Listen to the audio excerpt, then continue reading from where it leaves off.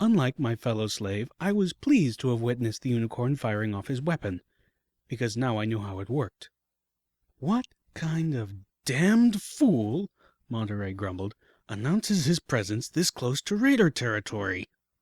A river slithered across our path, its waters slipping and oozing along its banks, half stagnant.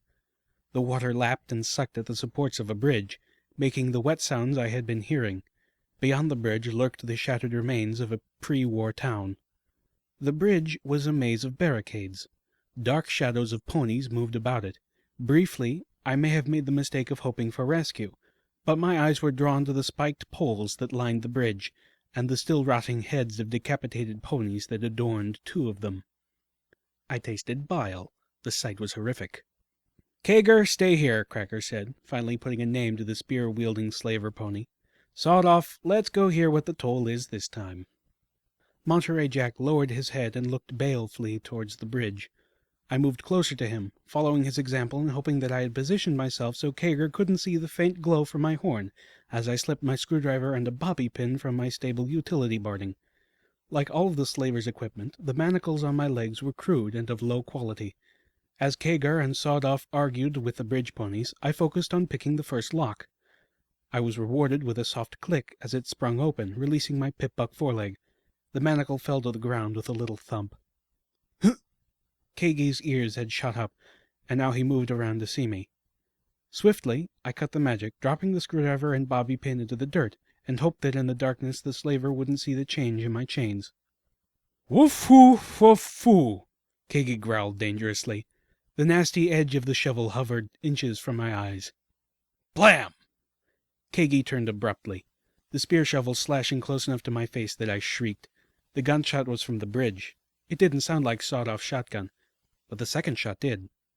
It took Kagi a breath to recognize that crossing the bridge had become a bloody affair. Glowering back at us, his posture threatening, he started to say something. I suspect he was warning us to stay put, but I'll never know. His head exploded, showering me with gore. I stood there, eyes wide, shaking with shock. Blood, warm and sticky, ran down my forehead and into my left eye, oozing into my coat and mane. In the growing list of things I'd not seen before this night, the death of another pony ranked at the top. I blinked, feeling the blood on my eyelid. Kagi was dead, and I had Kagi all over me! The urge to throw myself into the river was overwhelming, but I wouldn't get to it like this.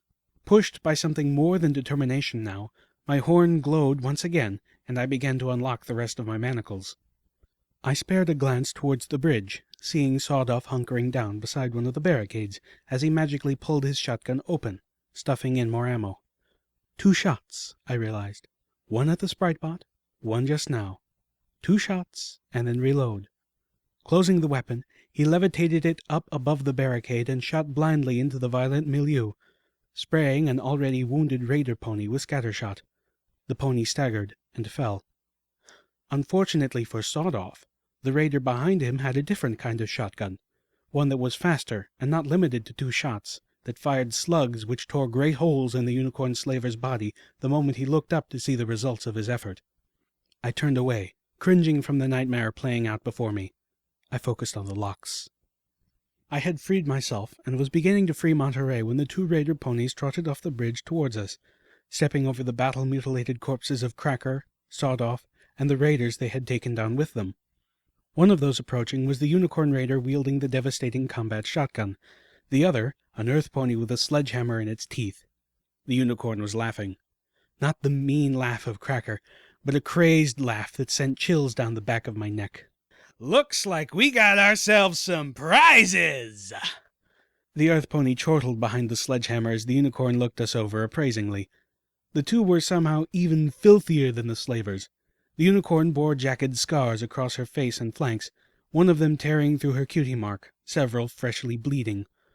The earth pony was hairless and painfully burned over much of her left side. Both wore barding that looked ragged and cobbled together. "Help us?" I suggested weakly. "Oh, I'll help myself to you, all right!" The unicorn reared up and gave me a kick, the hoof striking hard into my side. Pain exploded, and I dropped, gasping. Rearing up again, she brought her full weight down on me. I howled. Near me, Monterey let out a wet grunt of pain as the earth pony gave him a taste of her sledgehammer. Leaving me in a crying huddle, the unicorn also turned her attention to the still chained Monterey.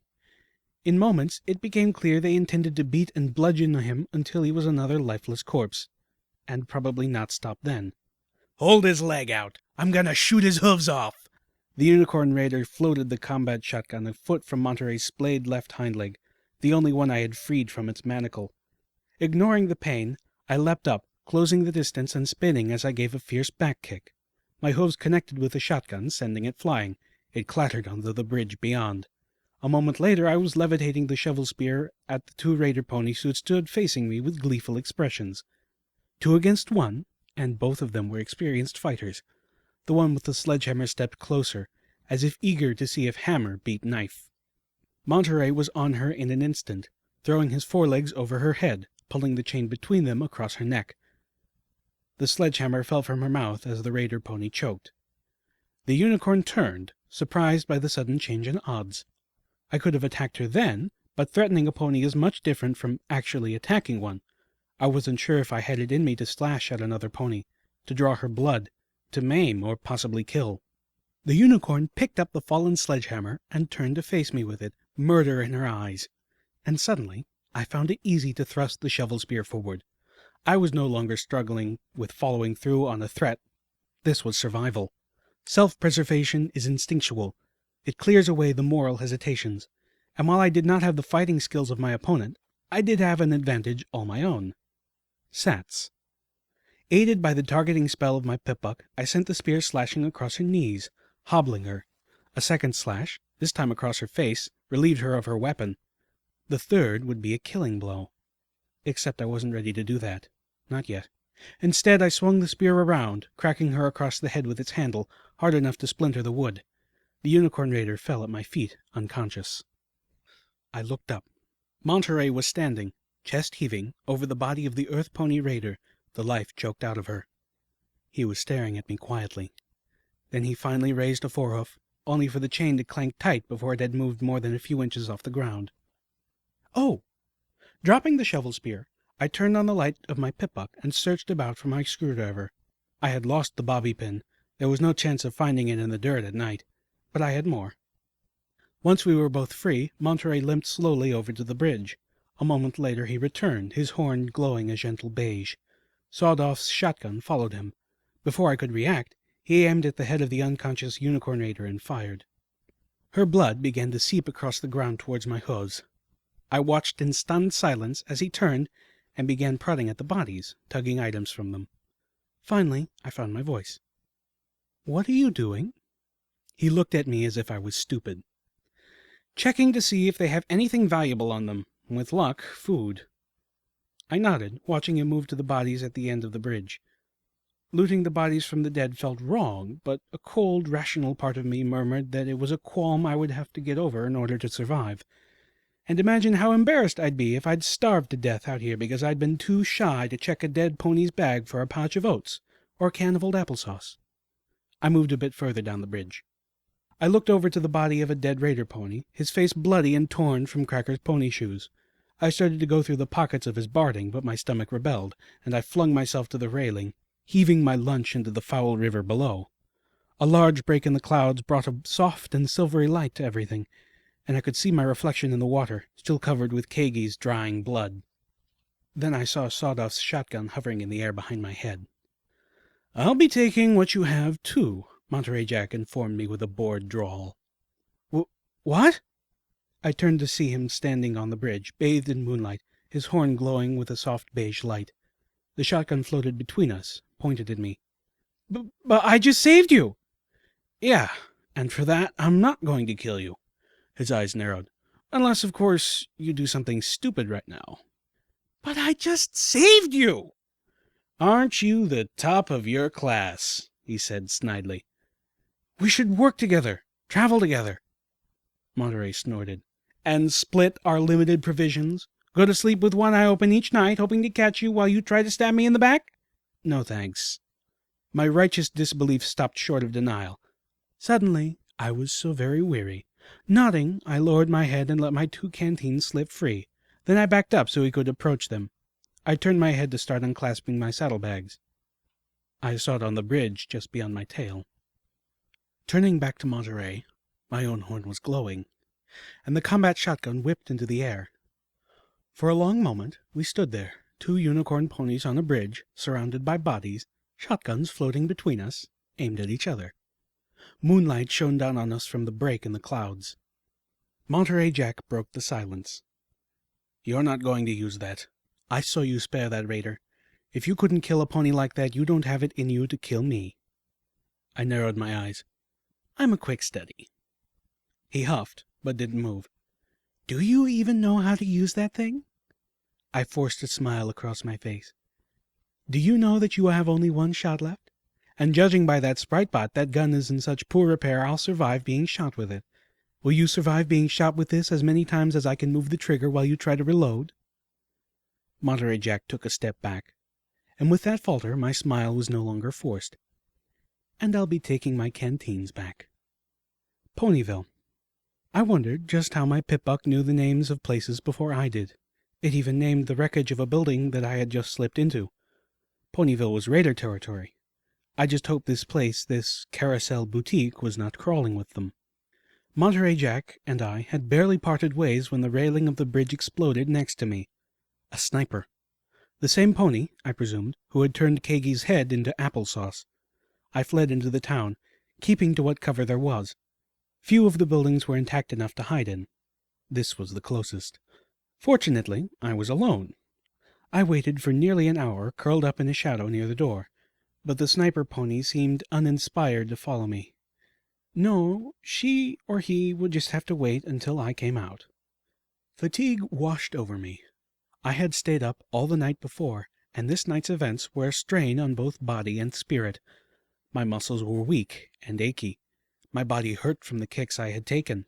I felt emotionally played out. I needed to sleep.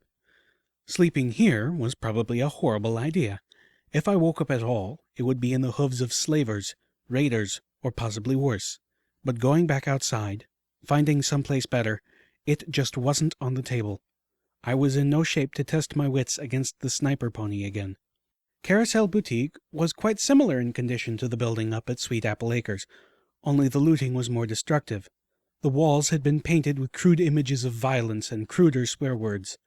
A pile of torn-up cloth rotted in a corner, smelling foul, like ponies had urinated on it repeatedly. There were 2 beds, one of which was stained deeply with blood, and probably more vile things. The other was smaller, a foal's bed, nothing but a mattress on a crushed frame. In my state, it would do wonderfully. The Carousel Boutique offered 2 more treasures, a locked chest and another terminal, identical to the one at Sweet Apple Acres. This one, too, was functional, again to my surprise. It was locked. Slipping out my access tool, I went to work. These terminals were crafted by some of the same ponies who later made the Pip-Bucks, and the encryptions and locks were similar enough that my tools allowed me to get partway through the security. What remained was a puzzle, finding the password within strands of code that my access tool laid bare. In my fried mental state, it was probably a small miracle that I was able to parse the code and find the password. Or possibly not. The password was Apple. I laughed aloud, catching myself when I heard the volume of my own voice in the stillness of the decrepit boutique, as I realized that, beyond all realistic chance, this was the computer the message had been sent to. With an unwarranted feeling of accomplishment, I downloaded it and let my Pip-Buck do the rest. Age had damaged the recording, but there was enough audible for me to recognize that same female voice, kind of sweet and with an odd accent, that had so many hours before revealed to me the code that led me out of my old life and into this new and horrible one. Special instructions for Stable 2. That's my family down there. Until the poison is gone from up here, that door doesn't open for any pony. The voice faded in and out of static. I know you hate this, Sweetie Belle, but you're an overmare now. The overmare of the most important stable in all of Equestria. I need you to do this for me. To keep them safe. Best friends forever, remember? The sound file died with a whimper. I had been right. There was really no value in a 2-century-old message. I left the chest for the morning, curled up, and went to sleep. Footnote. Level up. New perk. Horse sense. You are a swift learner. You gain an additional 10% whenever experience points are earned.